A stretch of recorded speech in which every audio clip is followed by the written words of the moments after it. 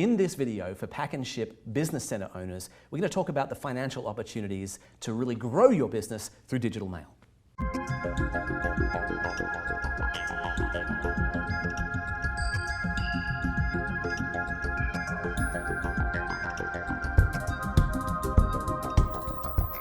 Morning, Brandon. Nice to see you. Good to see you.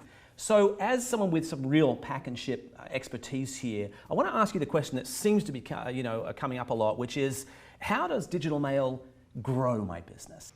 In the context of renting mailboxes, historically, somebody would have to rent a physical space in one of our stores and go there every day to pick up their mail. Right. So we were limited in our market. We had to draw from people that were conveniently oriented. But now with digital mail, virtual mail as it were, we can capture customers from anywhere in the world.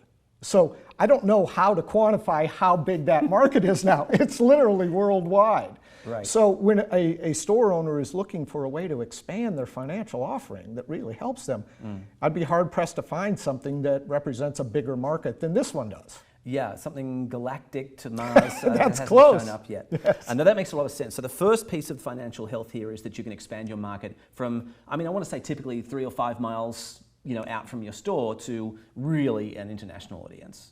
Absolutely right. I think 3 to 5 miles is generous in today's market, which is contracted. It's a much tighter marketplace. It's very competitive, just like everything else.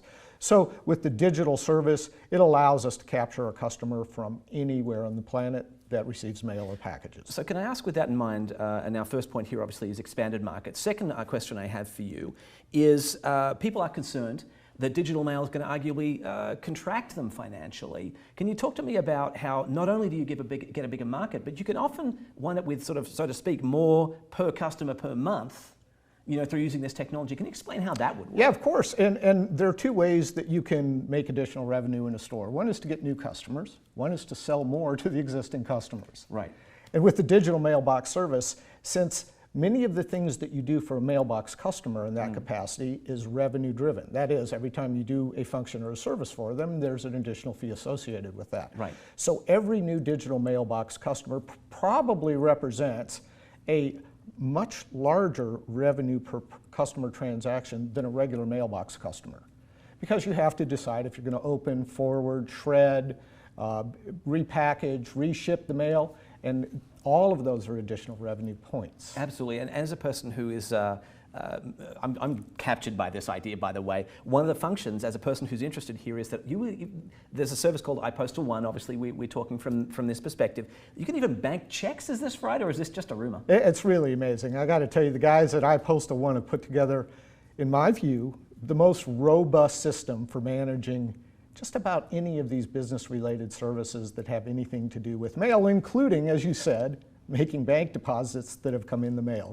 That's one of their newer ads, and every time I turn around, they're doing something new and innovative with this system. Absolutely. All right, well, thank you so much for all your expertise. Appreciate it. For people who are interested in finding out more or signing up their own Pack and Ship Business Center to the iPostal One system, it's as easy as finding your way to ipostal1.com, and you'll find all the information you need there to jump in and add to your own business and your own financial health.